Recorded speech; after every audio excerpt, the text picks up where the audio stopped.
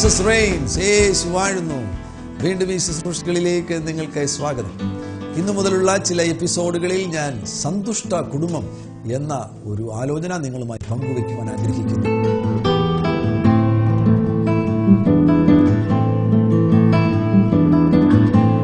നമ്മുടെ കുടുംബങ്ങൾ സന്തുഷ്ട കുടുംബങ്ങളായിരിക്കണമെന്നാണ് യേശു ക്രിസ്തു ആഗ്രഹിക്കുന്നത്. നിങ്ങളുടെ കുടുംബജീവിതത്തെ യേശു തൻ്റെ പ്രകാശം കൊണ്ട് നിറയ്ക്കുവാൻ പോകുകയാണ്. അതിൻ്റെ പരിണതഫലമായിട്ട് കുടുംബങ്ങൾ സന്തുഷ്ട കുടുംബങ്ങൾ ആയിത്തീരും. അതാണ് കർത്താവിന് നമ്മെക്കുറിച്ചുള്ള ഉദ്ദേശം. ലോകപ്രസിദ്ധനാകുന്ന ഒരു മനുഷ്യനായിരുന്നു വിൻസൻ ചർച്ചിൽ. അദ്ദേഹം ഗ്രേറ്റ് ബ്രിട്ടൻ്റെ പ്രൈം മിനിസ്റ്റർ ആയിരുന്നു. വളരെ പ്രാഗൽഭ്യം കഴിവുമുള്ള ഒരു പ്രധാനമന്ത്രി. എന്നാൽ ആ പ്രധാനമന്ത്രിയോട് ഒരിക്കൽ പത്രക്കാർ ഇൻ്റർവ്യൂ നടത്തിയ സന്ദർഭത്തിൽ അദ്ദേഹത്തോട് ചോദിച്ചു, വീണ്ടും നിങ്ങൾക്ക് ഭൂമിയിൽ ജീവിക്കുവാൻ ഒരു അവസരം ലഭിക്കുകയാണെങ്കിൽ നിങ്ങൾ എന്താകുവാൻ ആഗ്രഹിക്കുന്നു? നിങ്ങൾ ആരാകുവാൻ ആഗ്രഹിക്കുന്നു? അല്പം പോലും സംശയിക്കാതെ ഉടനടി അദ്ദേഹം പറഞ്ഞ മറുപടിയാണ്, ഇനിയും ഒരു പ്രാവശ്യം കൂടെ ഈ ഭൂമിയിൽ എനിക്ക് ജീവിക്കുവാൻ അവസരം ലഭിക്കുകയാണെങ്കിൽ മിസ്സസ് ചർച്ചിൽ അഥവാ എൻ്റെ ഭാര്യയുടെ ഭർത്താവായി തീരുവാൻ ഞാൻ ആഗ്രഹിക്കുന്നു. അദ്ദേഹത്തിൻ്റെ ഏറ്റവും വലിയ ആഗ്രഹം അതായിരുന്നു. കാരണം മറ്റൊന്നുമല്ല, അവരുടെ കുടുംബജീവിതം അതേപോലെ മാതൃകയുള്ള ഒരു അനുഗ്രഹിക്കപ്പെട്ട കുടുംബജീവിതമായിരുന്നു. അത് മുഖാന്തരമാണ് വിൻസൻ ചർച്ചിൽ പറഞ്ഞത്, എനിക്കിനി ഒരു ജീവിതം കൂടെ ലഭിക്കുകയാണ് എങ്കിൽ ഞാൻ എൻ്റെ ഭാര്യയുടെ ഭർത്താവായി തീരുവാൻ ആഗ്രഹിക്കുകയാണ്. നിങ്ങൾക്കത് പറയുവാൻ കഴിയുമോ? നിങ്ങൾക്ക് വീണ്ടും ഈ ഭൂമിയിൽ ഒരു പ്രാവശ്യം കൂടെ ജീവിക്കുവാൻ അവസരം ലഭിക്കുകയാണെങ്കിൽ നിങ്ങൾക്ക് ഇപ്പോൾ പറയുവാൻ കഴിയുമോ, നിങ്ങളുടെ ഭാര്യയുടെ ഭർത്താവായി തീരുവാൻ തന്നെ നിങ്ങൾ ആഗ്രഹിക്കുന്നു, നിങ്ങളുടെ ഭർത്താവിൻ്റെ ഭാര്യയായി തീരുവാൻ തന്നെ നിങ്ങൾ ആഗ്രഹിക്കുന്നു എന്ന് നിങ്ങൾക്ക് പറയുവാൻ കഴിയുമോ? പലർക്കും പറയുവാൻ കഴിയുകയില്ല എന്നുള്ളതാണ് സത്യം. എന്നാൽ ഈ വചനം ശ്രദ്ധയോടുകൂടെ നിങ്ങൾ കേൾക്കുകയും സ്വീകരിക്കുകയും ചെയ്യുകയാണ് എങ്കിൽ നഷ്ടപ്പെട്ട കുടുംബജീവിതത്തിലെ ഗുണമേന്മകളെ മടക്കിത്തരുവാൻ നമ്മുടെ കർത്താവാകുന്ന യേശു ക്രിസ്തു പ്രാപ്തിയുള്ളവനാകുന്നു. എഫേസ്യ ലേഖനം അതിൻ്റെ 3-ാം അധ്യായം 14-ാം വാക്യത്തിൽ പൗലോസ് ഇങ്ങനെ പറയുന്നുണ്ട്, അത് നിമിത്തം ഞാൻ സ്വർഗത്തിലും ഭൂമിയിലും സകല കുടുംബത്തിനും പേർ വരുവാൻ കാരണമായ പിതാവിൻ്റെ സന്നിധിയിൽ മുട്ടുകുത്തുന്നു. എല്ലാ കുടുംബങ്ങളും ഉത്ഭവിക്കുന്നത് ദൈവത്തിൽ നിന്നാണ്. കുടുംബങ്ങളുടെ സ്ഥാപകൻ ദൈവമാകുന്നു എന്ന് വിശുദ്ധ ഗ്രന്ഥമാകുന്ന ബൈബിൾ പറയുന്നു. ഒന്നാമത്തെ കുടുംബത്തെ സ്ഥാപിച്ചത് തന്നെ ഏദൻ തോട്ടത്തിലാകുന്നുവല്ലോ. ഏദൻ തോട്ടത്തിൽ ദൈവമാണ് ഒന്നാമത്തെ കുടുംബത്തെ സ്ഥാപിക്കുവാൻ ഇടവന്നത്. ഏദൻ തോട്ടം പറുദീസയായിരുന്നു. അതിനാൽ ഒന്നാമത്തെ കുടുംബം പറുദീസയിലായിരുന്നു സ്ഥാപിതമായത്. ആ അനുഗ്രഹിക്കപ്പെട്ട കുടുംബത്തിന് ലഭ്യമായ അത്ഭുതകരമാകുന്ന ദൈവിക അനുഗ്രഹമായിരുന്നു, നിങ്ങൾ സന്താനപുഷ്ടിയുള്ളവരായി പെരുകി ഭൂമിയിൽ നിറഞ്ഞ് അതിനെ വാഴുവീൻ. ഭൂമി എന്ന് പറയുന്ന ഈ ഗോളത്തിൻ്റെ അധികാരത്തോടുകൂടിയാണ് ദൈവം കുടുംബത്തെ സ്ഥാപിക്കുവാൻ ഇടയായത്. ഭൂമിയെ ഭരിക്കുവാൻ വേണ്ടിയാണ് ദൈവം അവരെ അധികാരപ്പെടുത്തിയത്. കുടുംബത്തെക്കുറിച്ചുള്ള എല്ലാ നല്ല കാര്യങ്ങളും, കുടുംബം എങ്ങനെ ആയിരിക്കണം എന്ന് തുടങ്ങിയുള്ള എല്ലാ കാര്യങ്ങളും അടങ്ങിയിരിക്കുന്നത് ഈ വിശുദ്ധ ഗ്രന്ഥമാകുന്ന ബൈബിളിലാകുന്നു. ബൈബിളിനെ വേണമെങ്കിൽ കുടുംബത്തിൻ്റെ മാനുവൽ എന്ന് വേണമെങ്കിൽ നമുക്ക് പറയുവാൻ കഴിയും.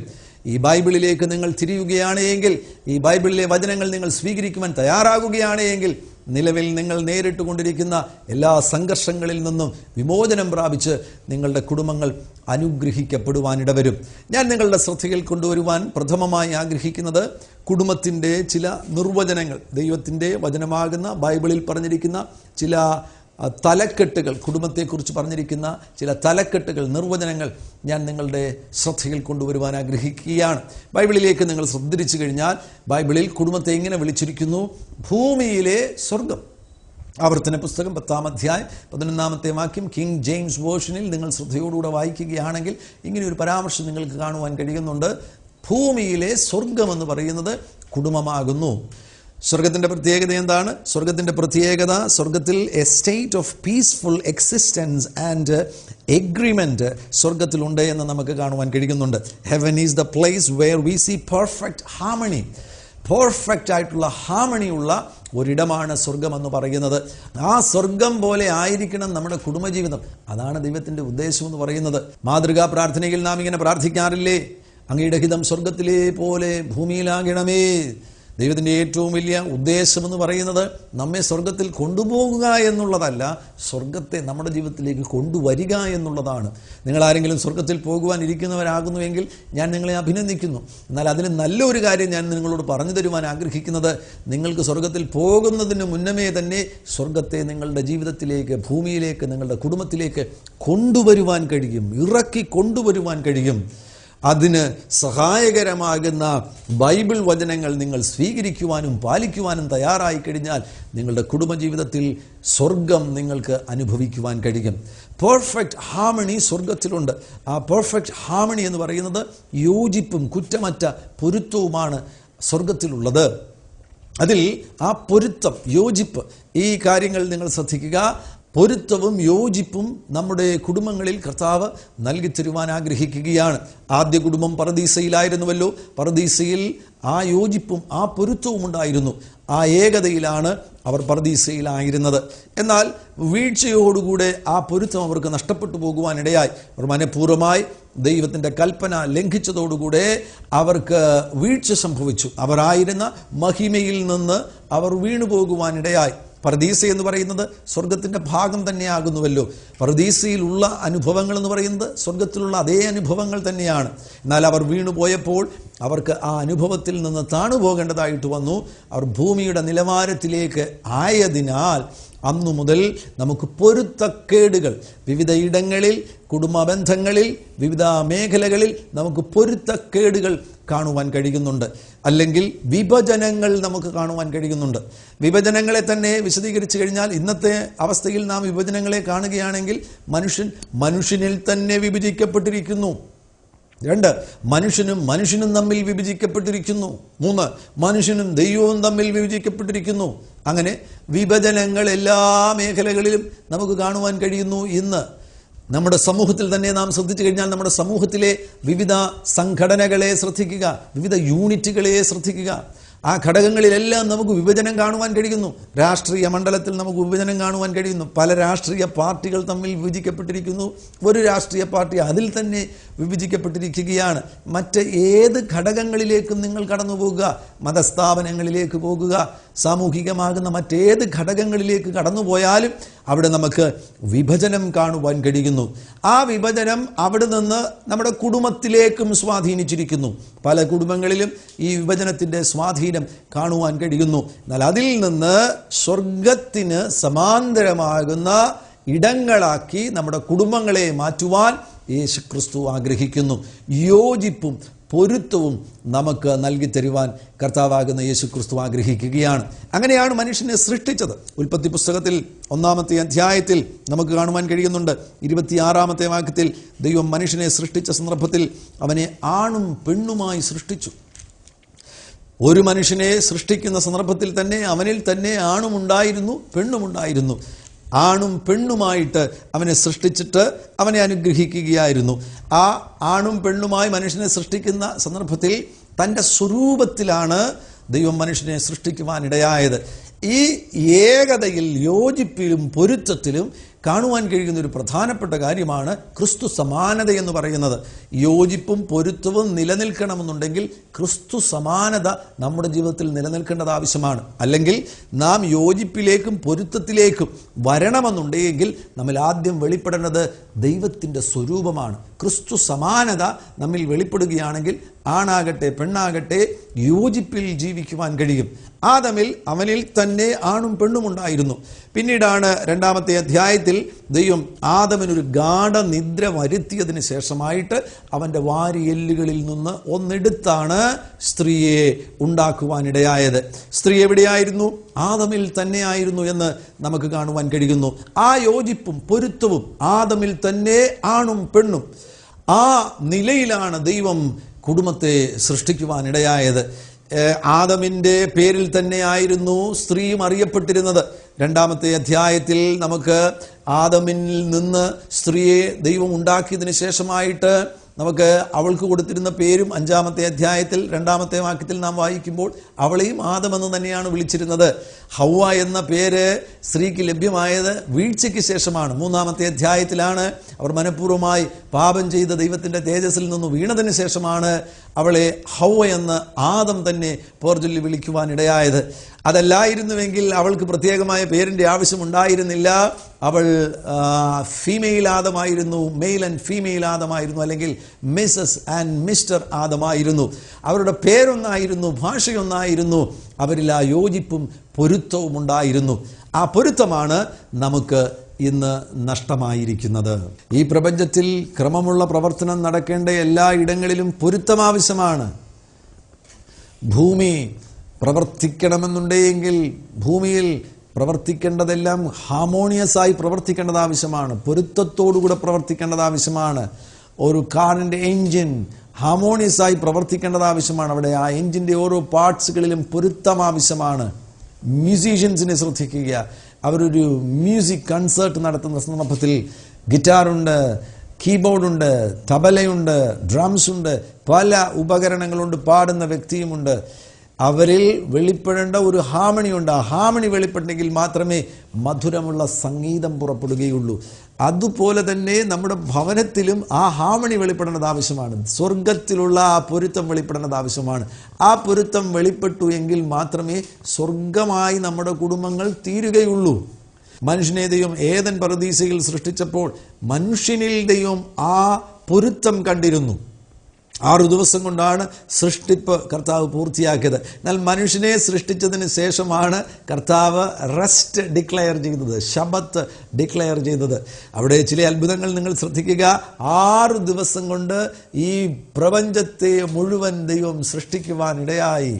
നമുക്കറിയാം, നമ്മളൊരു വീട് പണിയുകയാണെങ്കിൽ തന്നെ ആ വീട് പണി പൂർത്തീകരിക്കുവാൻ വേണ്ടി ഒരു 2000 സ്ക്വയർ ഫീറ്റുള്ള വീടാണെന്നുണ്ടെങ്കിൽ 1.5 വർഷം എടുക്കുവാനിട വരും. അവിടെയാണ് ദൈവം 6 ദിവസം കൊണ്ട് സൂര്യനെയും ചന്ദ്രനെയും ഭൂഖണ്ഡങ്ങളെയും പ്രപഞ്ചത്തെ മുഴുവനും കർത്താവ് സൃഷ്ടിക്കുവാനിടയായത്.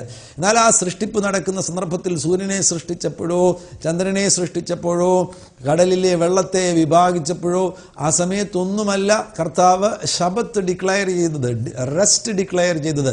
റെസ്റ്റ് ഡിക്ലെയർ ചെയ്തത് 6-ാം ദിവസമാണ്.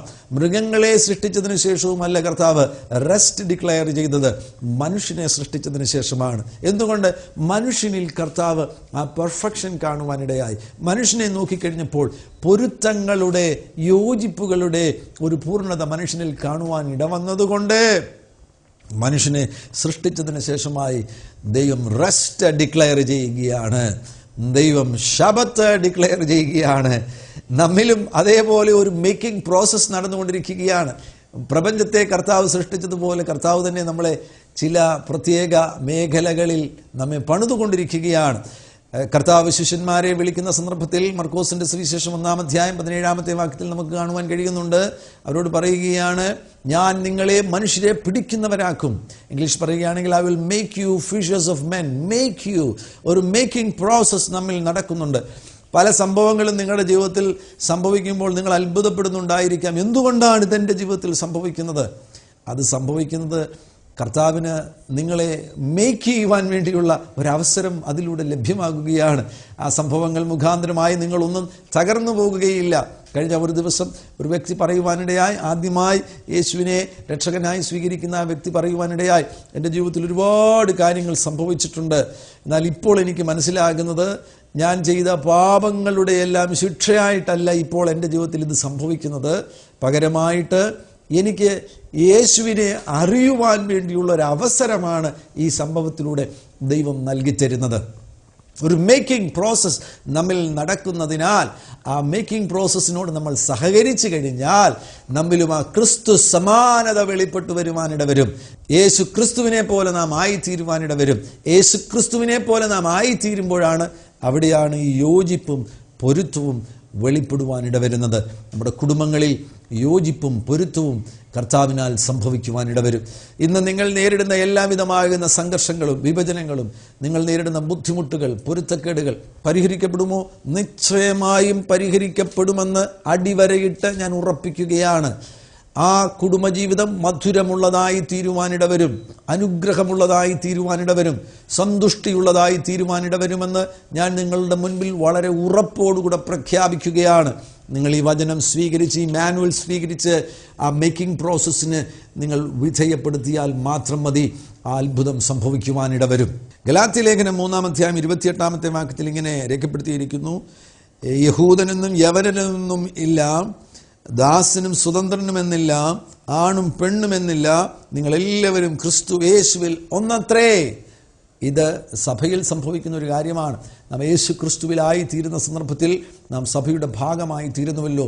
നാം സഭയുടെ ഭാഗമായി തീരുന്ന സന്ദർഭത്തിൽ ഇന്ന് നാം കാണുന്ന വിഭജനങ്ങൾ അപ്രത്യക്ഷമായി, യവനനെന്നോ യഹൂദനെന്നോ ഇന്ന ജാതിക്കാരനെന്നോ ഇന്ന ഭവനക്കാരനെന്നോ എന്നുള്ള വ്യത്യാസങ്ങളെല്ലാം മാറി നമ്മൾ ക്രിസ്തുവിൽ ഒന്നായി തീരുന്നു.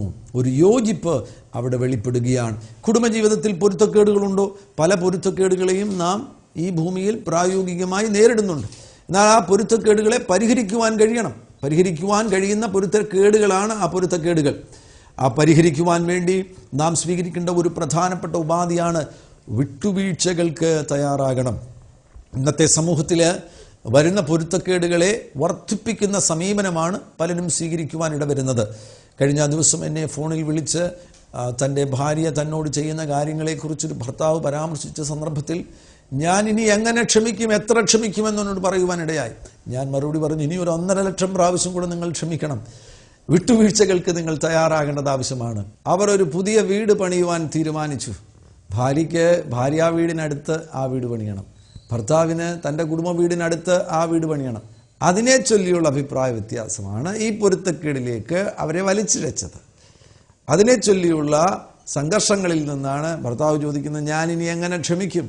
ഞാൻ അദ്ദേഹത്തോട് പറഞ്ഞു, ഇനി 1 ലക്ഷത്തിലധികം പ്രാവശ്യം കൂടെ ക്ഷമിക്കേണ്ടത് ആവശ്യമാണ്. ലിമിറ്റ്ലെസ് ആണ് ക്ഷമയെന്ന് പറയുന്നത്.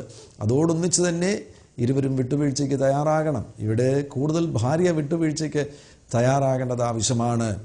മറ്റൊരു കുടുംബത്തിൽ ഭർത്താവ് അഹമ്മദാബാദിലായിരിക്കുന്നു, ഭാര്യ കേരളത്തിലായിരിക്കുന്നു. ഭാര്യയ്ക്ക് അഹമ്മദാബാദിൽ പോയി പാർക്കുവാൻ സമ്മതമില്ല, ഭർത്താവിന് കേരളത്തിൽ വന്ന് പാർക്കുവാൻ സമ്മതമില്ല. ഇത്തരത്തിലുള്ള വിയോജിപ്പുകളിൽ ജീവിക്കുവാൻ വേണ്ടിയാണോ ദൈവം ഈ കുടുംബങ്ങളെ യോജിപ്പിച്ചത്? ഒരിക്കലുമല്ല.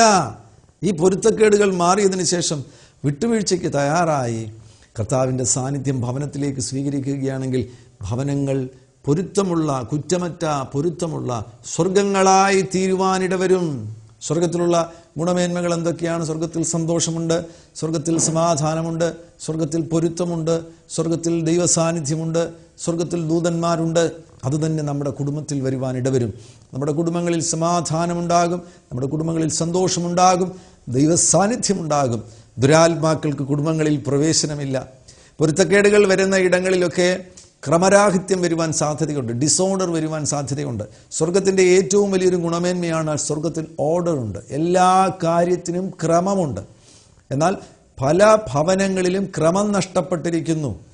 ക്രമം നഷ്ടപ്പെട്ടിരിക്കുന്നതിനാൽ ക്രമരഹിതമാകുന്ന അവസ്ഥ ഭവനത്തിൻ്റെ ഉള്ളിൽ വരുമ്പോൾ ആ ഇടങ്ങളെല്ലാം തുറന്നു കിടക്കുന്ന ഒരു വാതിൽ പോലെയാണ്. ആർക്കും പ്രവേശിക്കുവാൻ കഴിയും, ഏത് ദുരാത്മാവിനും പ്രവേശിക്കുവാൻ കഴിയും, ഏത് പൊരുത്തക്കേടിനും പ്രവേശിക്കുവാൻ കഴിയും, ഏത് അൺഫോർഗീവ്നെസ്സിനും പ്രവേശിക്കുവാൻ കഴിയുന്ന നിലയിൽ വാതിലുകൾ തുറക്കപ്പെട്ട് കിടക്കുകയാണ്. ഒരിക്കലും അങ്ങനെ സംഭവിക്കുവാൻ ഇടവരരുത്. പകരം സ്വർഗസമാനമായി ജീവിക്കുവാൻ വേണ്ടി വിളിക്കപ്പെട്ട നാം ഓരോരുത്തരും സ്വർഗീയമാകുന്ന ആശീർവാദങ്ങളാൽ ഭവനങ്ങളെ നിറയ്ക്കേണ്ടത് ആവശ്യമാണ്. അതിന് തക്കവണ്ണം കർത്താവാകുന്ന യേശുവിനോട് അടുത്തുള്ളൊരു ജീവിതം ഭാര്യ ഭർത്താക്കന്മാർ ജീവിക്കണം, പ്രാർത്ഥിക്കണം, ബൈബിൾ വായിക്കണം, ദൈവത്തെ സ്തുതിക്കണം. ദൈവ സാന്നിധ്യത്തിൽ ജീവിക്കുവാൻ തയ്യാറാകുമ്പോൾ ഭവനങ്ങൾ ഭൂമിയിലെ സ്വർഗങ്ങളായി തീരും. മറ്റൊരു നിർവചനം ഞാൻ നിങ്ങളുടെ ശ്രദ്ധയിൽ കൊണ്ടുവരുന്നു. ഭവനത്തെ വേദപുസ്തകത്തിൽ ശരീരം എന്ന് നിർവചിച്ചിട്ടുണ്ട്. എഫേസ്യ ലേഖനത്തിൽ ദീർഘമാകുന്ന ചില കാര്യങ്ങൾ കുടുംബത്തെക്കുറിച്ച് പൗലോസ് പറയുന്നുണ്ട്. അതിൻ്റെ 5-ാമത്തെ അധ്യായത്തിൽ 22 മുതൽ 32 വരെയുള്ള വാക്യങ്ങളിൽ കുടുംബത്തെക്കുറിച്ചുള്ള വിശദീകരണങ്ങൾ നമുക്ക് കാണുവാൻ കഴിയുന്നുണ്ട്.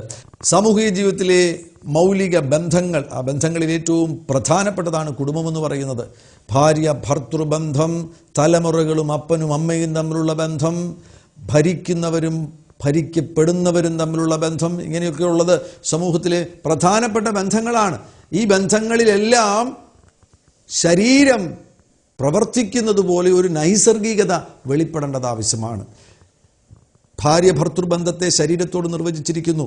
ശരീരത്തോട് ഭാര്യ ഭർത്തൃബന്ധത്തെ മാത്രമല്ല പൗലോസ് നിർവചിച്ചിരിക്കുന്നത്, കർത്താവിൻ്റെ സഭയെയും ശരീരത്തോട് സമാന്തരപ്പെടുത്തി ബൈബിൾ വിശദീകരിച്ചിട്ടുണ്ട്. 22 മുതലുള്ള വാക്യങ്ങൾ വായിച്ചു പോകുന്ന സന്ദർഭത്തിൽ 31-ാമത്തെ വാക്യത്തിൽ ഇങ്ങനെ രേഖപ്പെടുത്തിയിട്ടുണ്ട്: അത് നിമിത്തം ഒരു മനുഷ്യൻ അപ്പനെയും അമ്മയെയും വിട്ട് ഭാര്യയോട് പറ്റിച്ചേരും, ഇരുവരും ഒരു ദേഹമായി തീരും. നോക്കുക, ശരീരം നൈസർഗികമായി പ്രവർത്തിക്കുന്നത് പോലെയുള്ള ഒരു സംവിധാനം കുടുംബത്തിൽ ഉണ്ടാകുമെന്നാണ് ഈ വാക്യം കൊണ്ട് അർത്ഥമാക്കുന്നത്.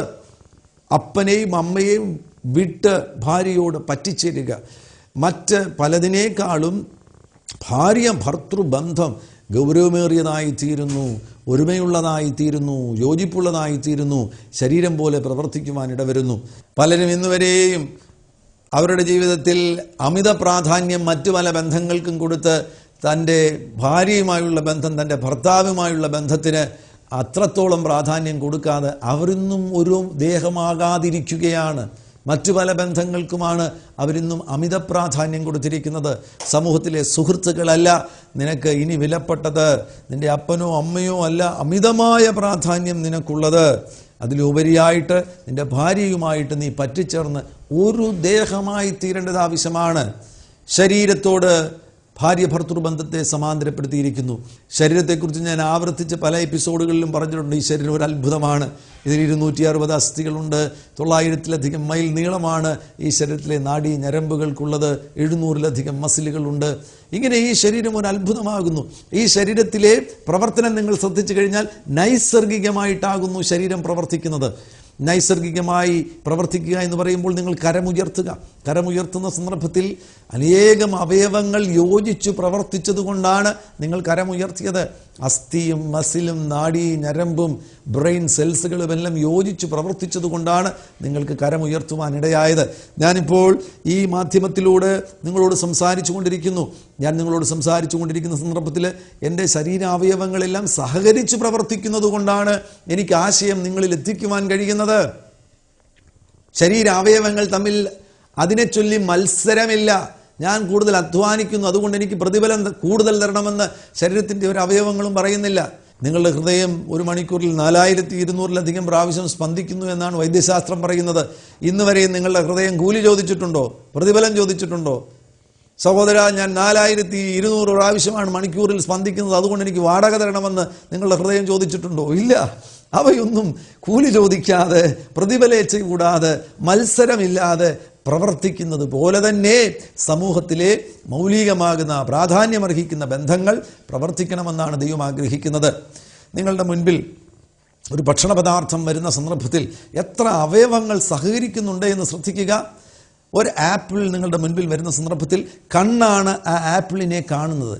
കണ്ണ് ആപ്പിളിനെ കണ്ടു കഴിയുമ്പോൾ ബ്രെയിൻ ഇൻഫർമേഷൻസ് ലഭിക്കുകയാണ്. ആ ഇൻഫർമേഷൻസിലൂടെ ബ്രെയിന് മനസ്സിലാകുന്നു ഈ ആപ്പിൾ മധുരമുള്ളതാണ്, രുചിയുള്ളതാണ്, അതുമൂലം ആരോഗ്യമുണ്ടാകും, വിശപ്പ് മാറുവാൻ ഉപകരിക്കുന്നതാണ്. ആ ഇൻഫർമേഷനോടുള്ള പ്രതികരണമാണ് ഉടൻ കൈക്ക് ഓർഡർ കൊടുക്കുന്നു, കൽപ്പന കൊടുക്കുന്നു, ആ ആപ്പിൾ എടുക്കുക. ആപ്പിൾ എടുക്കുന്നു, കൈ നേരെ എവിടേക്കാണ് കൊണ്ടുവരുന്നത്?